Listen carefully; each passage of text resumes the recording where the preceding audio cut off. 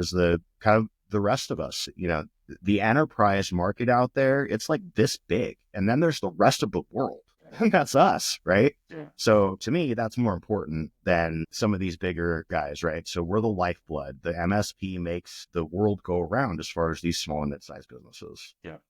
So a couple of things to share, right? So we talked about the pre-planning concept. We have this last 8 or 9 year infrastructure change, cloudification, some gaps in knowledge in basic networking as a result because things have gotten cloudified, right? We have some, we always have to be evolving with the bad guys. We always have to be evolving with the space, right?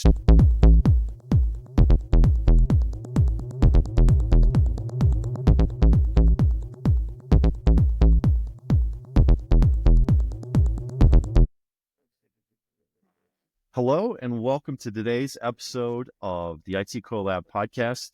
I'm your host, Nathan Taylor, and my co-host, Brandon Barnes, is on a little family vacation. So we hope he's having a good time, enjoying some time with family. But we're excited to sit down today and chat with Heath Kellerman, who is the manager of onboarding and deployment at Todyl. Thanks for joining us today, Heath. Yeah, thanks for having me. I'm excited to be here. Awesome. Well, I think it's going to be a fun conversation. You were talking about, really kind of sharing what you've learned moving from the MSP space into the vendor space. But before we get to that conversation, why don't you tell me a little bit about your background and what you're doing today, and kind of we'll start there. Yeah, for sure. Thanks. I'm the manager of onboarding and deployment over at Todyl, full end-to-end security suite. We can talk about that later because what I really want to talk about is like what I learned. I spent decades working where the rest of us work, on the support side, in the architecture side, just about every seat, the business end of it. And what's really crazy is just kind of some of the things that I've learned as I've talked to all the different MSPs as I've moved over, right? So in working with all these different partners that we work with, like I could see some of the things that worked in the past that are like forgotten knowledge now that we can help, right? We can bring this stuff forward because some of this stuff we've already learned, right? So I think there's some really basic things that's why I'm excited to bring this stuff, because I look at our community as just that. The managed service community, it's a community.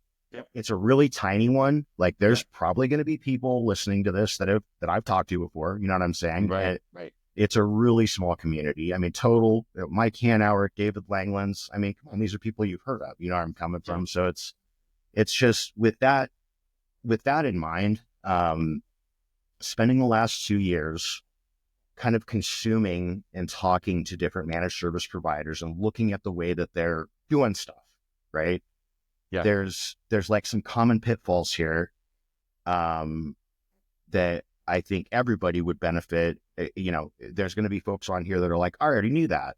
There's going to be other folks that are like, wow, that's brand new to me. And the reason I know that is because as I'm talking to people day to day, right, it's like some folks are like, yes, that's the way we do it. And others are like, yeah, that's a really good idea. And so I think from the standpoint of being able to share the value of just what I've learned with my brothers and sisters in the space, right? Yeah. I live on the other side of the fence now, but being that I've, been in the trenches, I can help bridge that gap between what we're providing to the MSP now, right? But just the amount of insight blows my mind. So that's why I'm excited to kind of share that stuff today. So I'll just right off the top, you've got so many folks that are getting into the business fresh, right? Yeah. And it's a fantastic business model. It's a good thing. You do have to find the correct players. Yes. And a little bit more pre-planning, like pre-game planning before we hit the field is going to help you if you're starting off. Yeah. Right? So like if you're new, you don't want to be bringing something half-baked, and it's hard to encompass everything from the start. If you're developing your business over time, right, you're moving into standardization and things like that. So depending on where you are kind of in that journey, and, other folks have super progressed business and, huge MRR and just killing it, right? But my take is, and kind of why we're here, right, is the kind of the rest of us. The enterprise market out there, it's like this big. And then there's the rest of the world. That's us, right? Yeah. So to me, that's more important than some of these bigger guys, right? So we're the lifeblood. The MSP makes the world go around as far as these small and mid-sized businesses. Yeah. So a couple of things to share, right? So we talked about the pre-planning concept.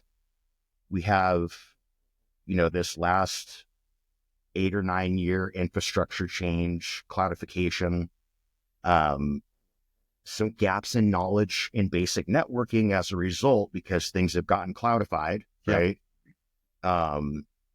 We have some, we always have to be evolving with the bad guys. We always have to be evolving with the space, right? So each and every year we need to be able to bring through, or, each and every time you're renewing a contract, we need to be able to bring through a stronger offering, right? Yeah. And sometimes that means we need to build some things into our offering in our contract to ensure our success as we're growing with a customer and growing our customer base. So the other thing, outside of that pre-planning piece, you know what I'm saying? Like, look at who your players are, who's going to play the business role, who's going to play the technical role, right? And bring these pieces together, because it's possible, if you're thinking about starting all by yourself right now, it's possible you could partner with somebody that's also thinking about starting by themselves. And that combination of skill set is going to get you further, right? So that's kind of the first thing, is just like, let's team up together a little bit more to start with. If we're starting off fresh, I think you'll see faster success, right? And then if it's a new and evolving concept, or if you're starting to grow your business, think about branching out into partnerships and things like that to expand those pieces where there might be gaps that you can fill, so that you can continue to serve your customers better. Yeah, it's a challenging set of variables. I think you talked about like the talent, the way the talent has changed, and I think there's a lot of the leadership in a lot of traditional MSPs are 40 to 60 years old, right? These are guys who started doing IT in the 80s, 90s, and 2000s. Yeah, pre-remote access, right? Let's just at least start access, that. We don't have to go further back than that. Yep. I mean, pre-cloud, right? Like, some of us are like I started pre-smartphone, right? I started like BlackBerry. Like, this is like, there's so many paradigm shifts we went through, but, and like in my experience in the 2000s, every other month I was spinning up an entire new network with a small business server. I learned DNS and DHCP and Active Directory, and like I was very hands in the weeds on the fundamentals of networking and technology. And you're still the Windows 98 and Windows XP and just all these things, but you learned .ini files and batch files and like all these things.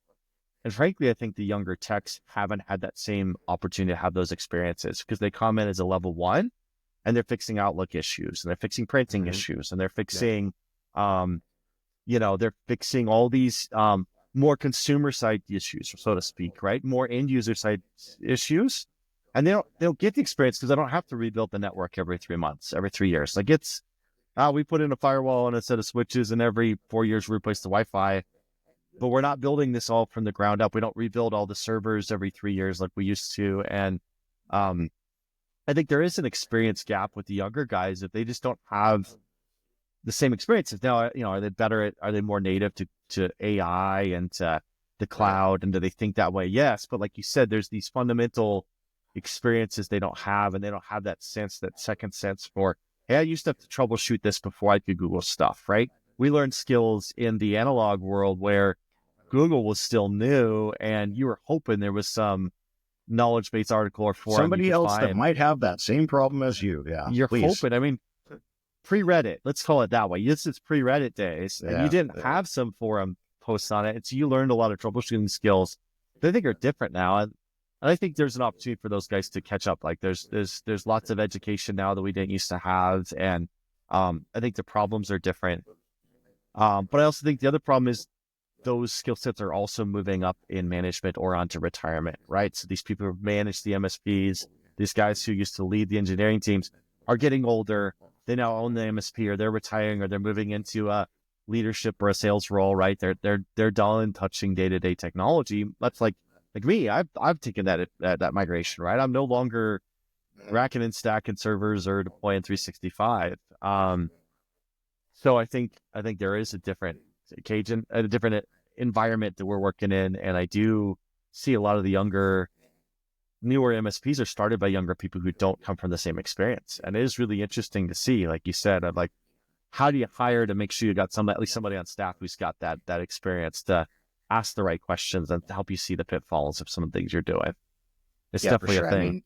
mean, whether you're an upcoming, a brand new, well established, we all know that what you do is you go out, you pick up customers in all different shapes and sizes, different colors, Right. with different solutions. Blah, blah, blah, blah. That's just how it starts, right? It's how Yep. it continues, and then hopefully you get to start standardizing on things. Yep. That helps quality of life for your techs. But Yep. yeah, for the bridging the gap between those two, because you make a good point, right? Everybody has a different skill set. Nobody can know everything, right? But yes, cloudification over time, AI skill sets, things that are a little bit different foundationally than what we've dealt with in the past, how to bring those things back together so that it bridges the gap and we can help continue to raise all of the skill sets, right? Yep. Obviously you and I ought to be learning as much about AI as we Sure. can if we're not Yep. dug right in, right? So how do we get together and put those pieces together? Like, these are just things I think about over time that Yeah. can just help the community, right? And that's Yeah. where some of what I feel like that forgotten knowledge is, like you said, if you're starting off today and you haven't been through the sequence, well, stop and don't tell everybody all the different products that you're going to use. Figure out what your offering is, give it its name, and then offer it. And that way you're free to shift underneath the hood for Yeah. what's better So for your customer, right? Put yourself in a position where you can help your customer make the right type of decisions, hold their feet to the fire, make sure they're going to, move forward with your compliance requirements, multi-factor authentication. Seriously, if you're not going to get on board with MFA these days, right? yeah. And having somebody sign something that says, "Oh, you're not liable," don't bother. Like, come on. If we want to build something that's lasting, I just think we also have to be very real with our customers. And that's something that I think that we struggle with. The relationships are changing, right? Your points of contact are changing. There's just a constant shift here. So that's kind of what I'm saying is within these contracts that you create, right? Within these agreements that you're trying to work on, these partnerships that you're trying to form, if you're drawing those lines in the sand, if you're staging yourself up for success so that you can make the decisions for the customer, because the point is that they trust you, right? That you've sold them as the trusted advisor. So Right. really, if the solution is X, Y, or Z, Yeah. really you're making that decision for them in their best interest, Yeah. And what you're talking about right? is white labeling, right? Hey, this is our security product stack, right? And I've got an EDR. It's company B EDR on your invoice. Because like you said, you don't want, well, I'm a Sentinel-1 shop. Well, what if that's not the answer next year? Now you have to change all your invoices and people questioning why you're making a change.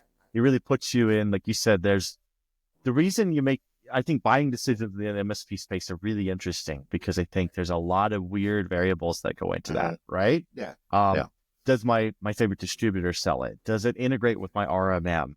Am I trained on it? Do I get better kickbacks? Does it integrate with my SIM vendor?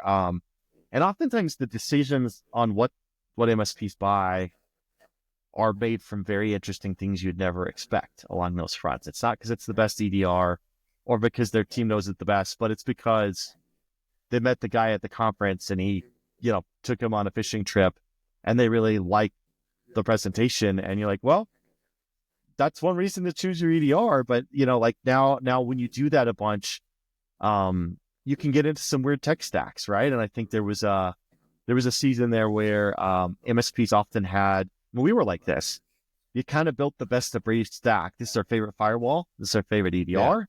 Yeah. This is our favorite, Yeah. phishing filter. And that was how we ran MSPs in the 2010s. And it was a good way to run because you could go pick the vendor that was doing the best. But I think if you get too tied to that brand in your marketing and your invoicing and your customer interactions, it could really put you in a bind because they'll go, well, I thought, that's EDR was the best in the world. Why are you switching? Instead of, hey, I've got to make decisions based on what scales and what integrates. And I think there's a whole other, I'd like to get another set of buying decisions that I think fits real well with Todyl here in a second. But it is just interesting to think about how people buy, how they communicate that to customers, and kind of the lasting impact of that. Yeah. I mean, I think that's the reality is what you're working on creating is a differentiation. I think that if you think about it from the security aspect, if you're really going to throw all of your vendors that you use on your website, what you're doing is telling the bad guy what you use so he can go hit you when it's time. Right. These are things that we've learned in the past that are like, okay, now we're seeing logos hitting the websites again, guys. What's going on here? Right. Yeah. So I'm going, it seems like we're okay. Let's remind everybody. Right. Oh my goodness. So like there's that attack vector, right? There's the TLD attack vector. If you're, joesitshop.com, you ought to get .net.io so that the bad guy can't pose as you one day. Maybe you're not big enough for that. I hate that conversation. You know what I mean? Right. You got to stage yourself up for success and just kind of have a perspective. And I want to help share that, figure out how we can kind of bridge the gap there. And as a community, continue to raise that skill set because we have yet another iteration coming, right? And who knows what it looks like? I don't know.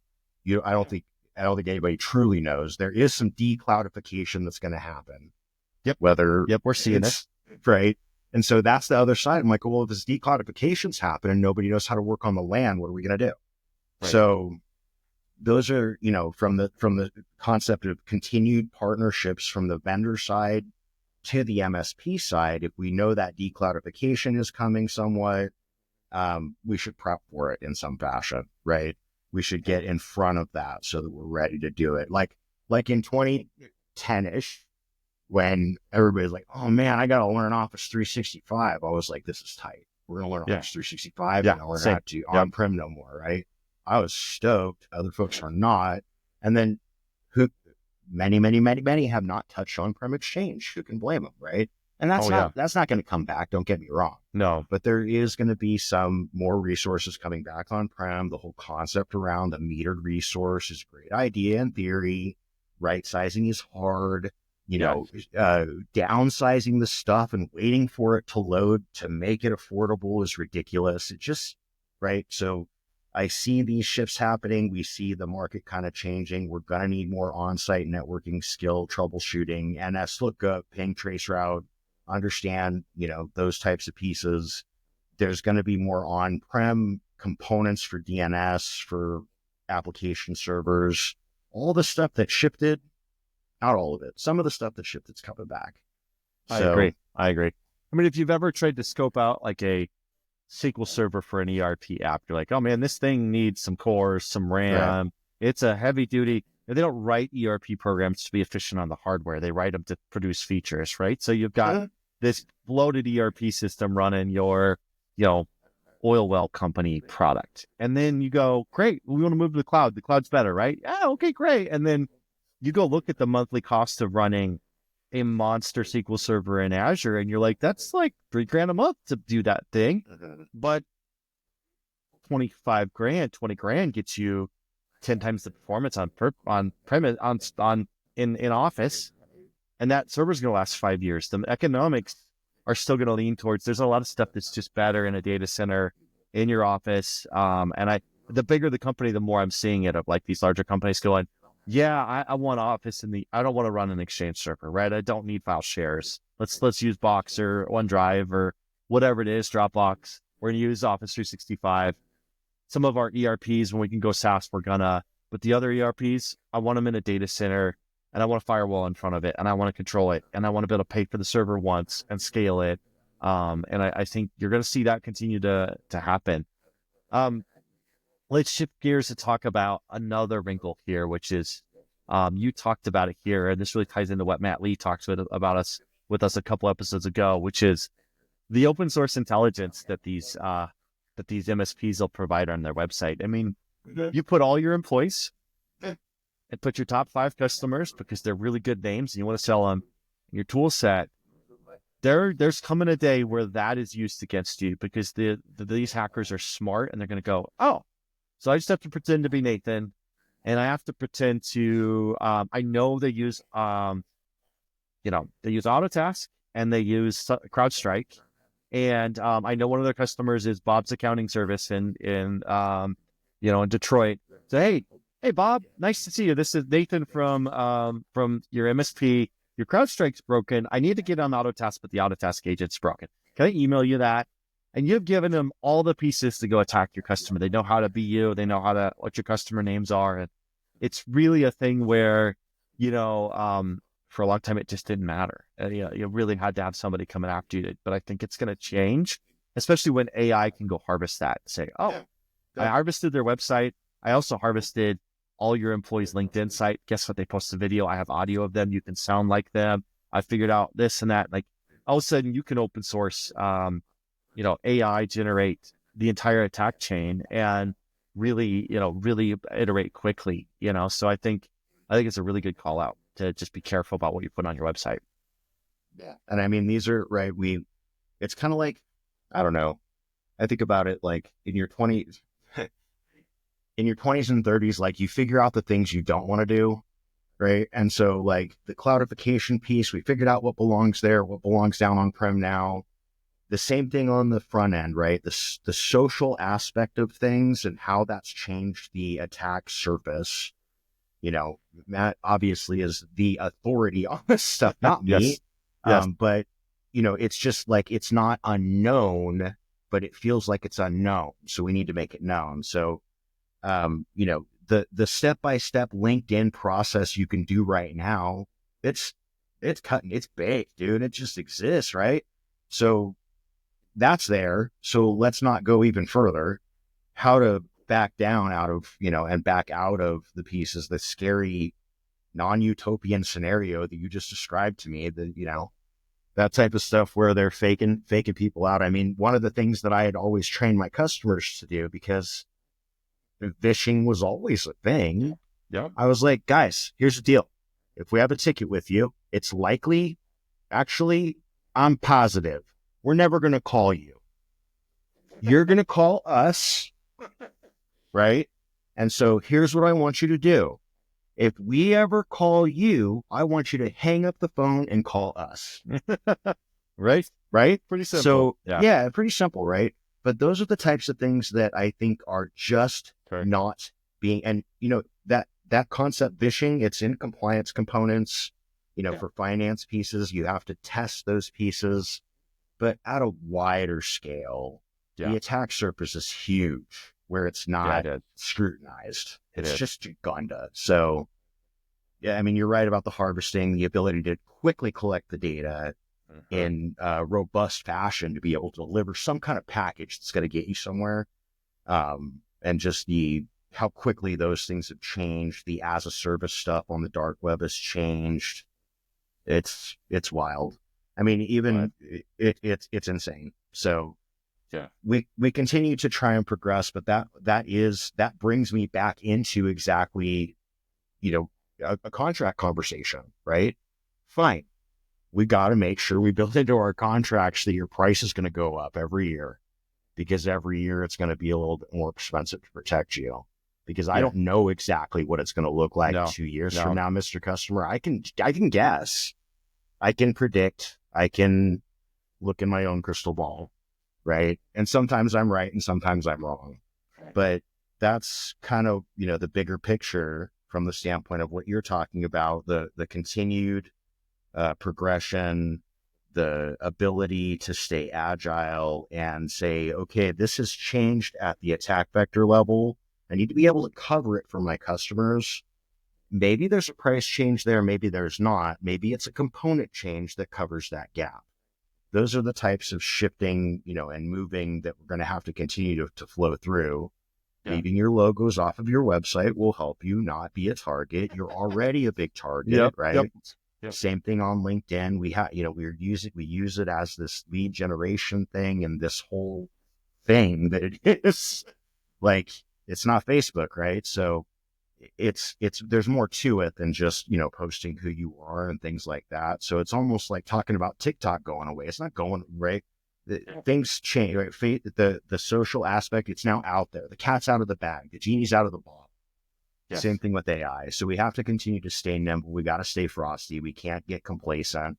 And where we see those gaps, if we can help, the folks that are up and comers, the folks that are getting started, the folks that are deep in it, or that where we can bring that forgotten knowledge forward and, just leverage that cycle. And there's so many different partnerships and different MSPs that get gobbled up and things like that.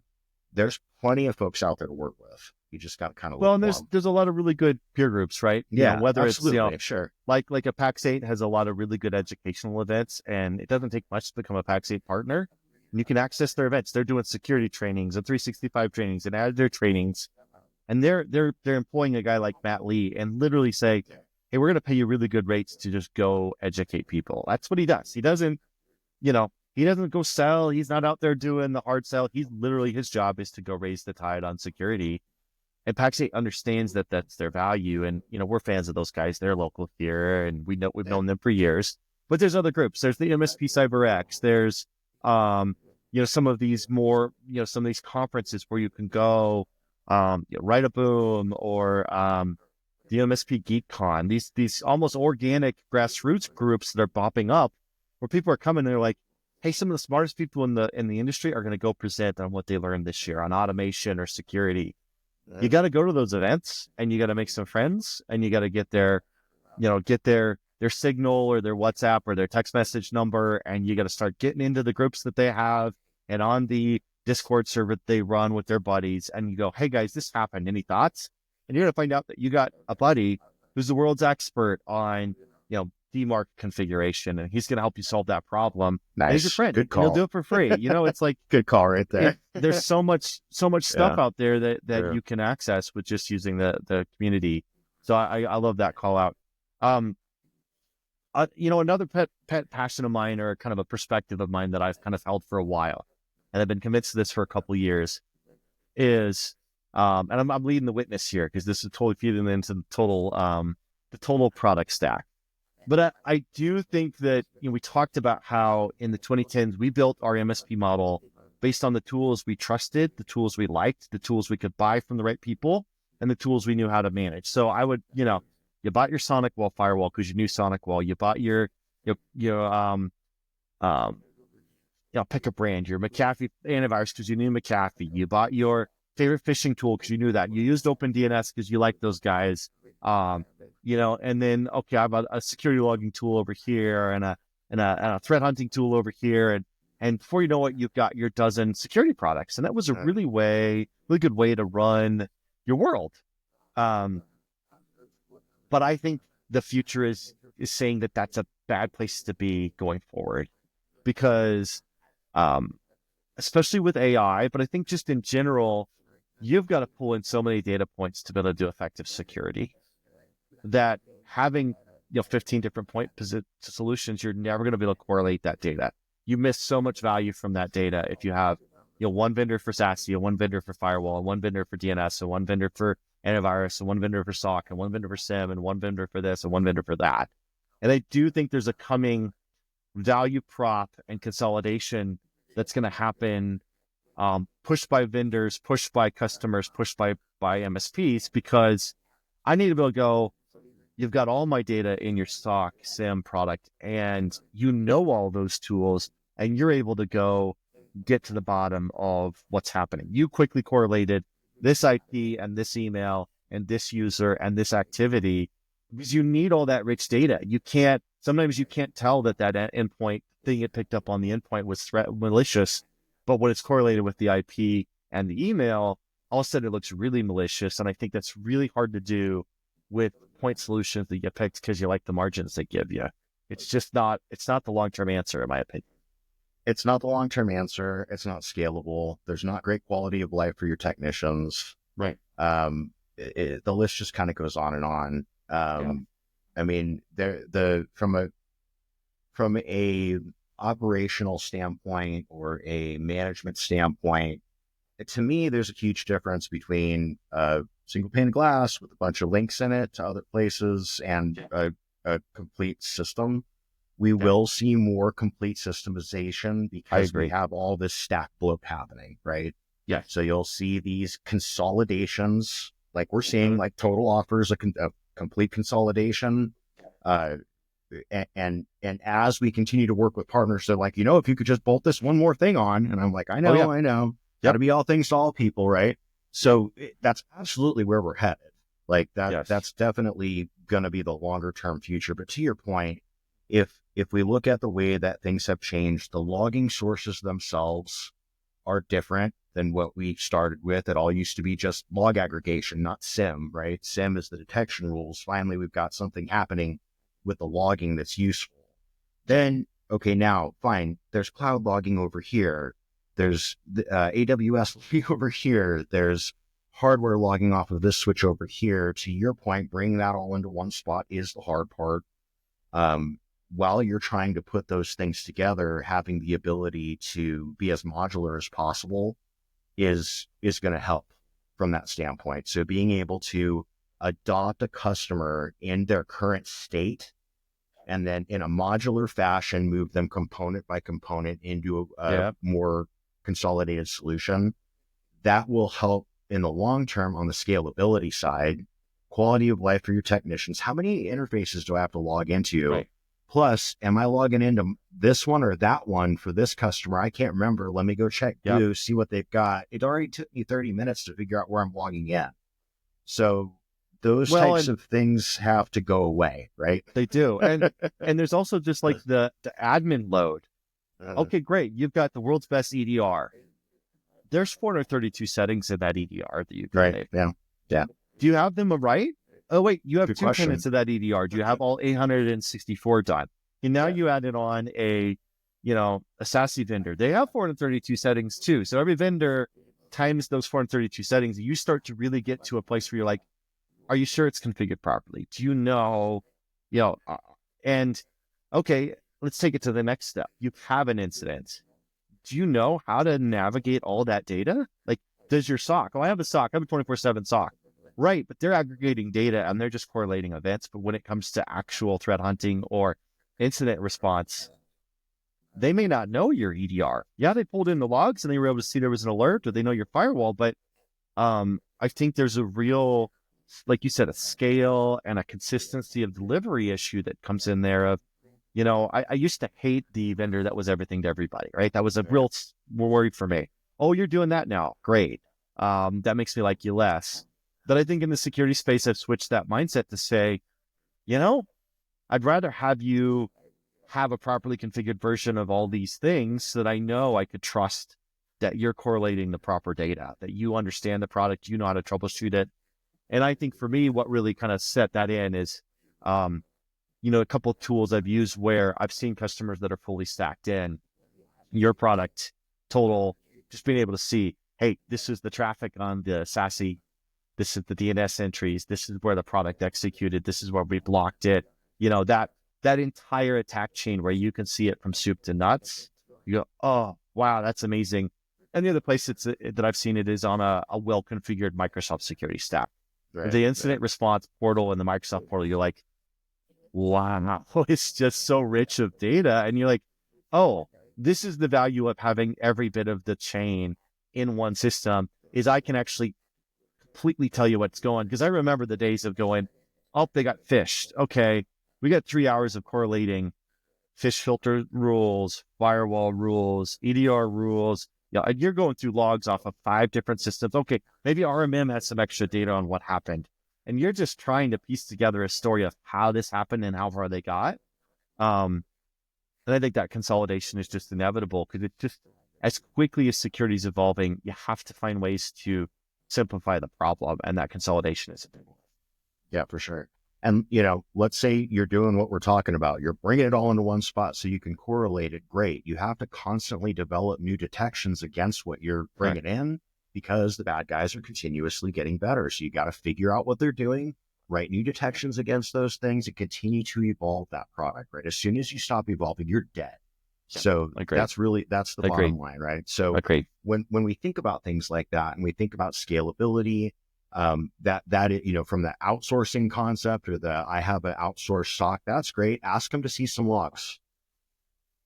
Just ask them, right? Depending on who you're using, right? And this Yeah. isn't a call out. This is look, as the managed service provider, my commitment to my customer is to be able to go back to them, Mm-hmm. Mm-hmm. explain to them in their terminology what happened and how we're going to make sure it never happens again. I got to make sure Yeah. I got to wrap that in there. Yeah. Right. So how are you going to effectively do that? Either piecing it together yourself from all these different spots or without very explicit postmortem from somebody that knows what they're doing. Right. Yes. None of us can know everything. So you have to figure out where your leverage, like where those gaps are and how to create that leverage. So, Yeah. you're making a lot of great points. We're talking about the right stuff as far as making sure that our visibility is getting better. Our skill sets are getting better. The correlation is getting better. The Mm-hmm. rules sets, the detections are getting better because what's happening, the bad guys are getting better. It's not a track meet, it's a marathon. And Yeah. that's why we'll all be here for a long time. It's never going away. So, But I think that marathon's easier when you're not having to learn everything. That's the other advantage of a right, vendor. Like I don't have to be a SASE expert and an EDR right, expert. right. We used to have those guys, right? Hey, I've got my AV guy. He knows this tool inside and out. Well, you've got too many things to know as an MSP these days. You have to know so much. Sure. And it grows every day. Well, why don't you outsource the need to know your EDR inside and out? Have a vendor who's got the SOC and the EDR and the MDR. Like they've got the people to run it, people to help you configure it, the people to catch configuration drift. I just think it's the long-term short-term circuit to just evolving through some of these things. It's just it moves so quick, and I think it's gonna surprise people in the coming years how quickly it continues to accelerate. AI layered on top of these things is powerful. It's just a game changer. It accelerates things, and I think it's going to Accelerates things. accelerate So, the cybersecurity threats in ways that we're just going to be caught off guard on regularly over the next 10 years. So, well, that's a really cheery outlook. I know. Am I the FUD guy? There are times I'm like, man, I Nah, sound terrible, but I just think it's where you got to think. You got to be ahead of the curve. I loved the conversation with Matt Lee a couple weeks ago. He's like, you know what? The people who've moved to Azure AD only and don't no longer have on-prem AD for their MSP were a lot harder for me to attack than the people who still had AD. If I could find a server or AD they had, they were in trouble. And there's like, well, that's a strategic decision to say we're not going to run legacy stuff because it just reduces our attack surface. Those you got to think strategically on those things. So, for sure. exciting stuff.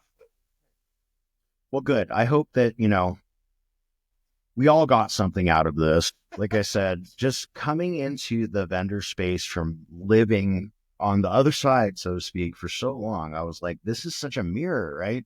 So just looking at all the different things and going, I thought we knew this already. Holy moly, right? How can we help these folks make sure that they're being successful with their partners, their customers downstream, help enable them or, find the places that are, as they're moving from break fix into actual MSP or MSP into MSSP, like the ways that they're doing that strategically, like if we, more planning time, we're not all going to be able to put everything together, right? We have to team up. We have to use leverage. Those are kind of some of the takeaways. And then we need to bring back some of the legacy knowledge, the stuff we already learned when we were growing up, right? We did figure out what belongs there, what belongs here as far as that. So as this decloudification stuff happens, we need to bring it down in a secure manner and not set ourselves up to where we've got now legacy OSs sitting around 5-6 years from now, right?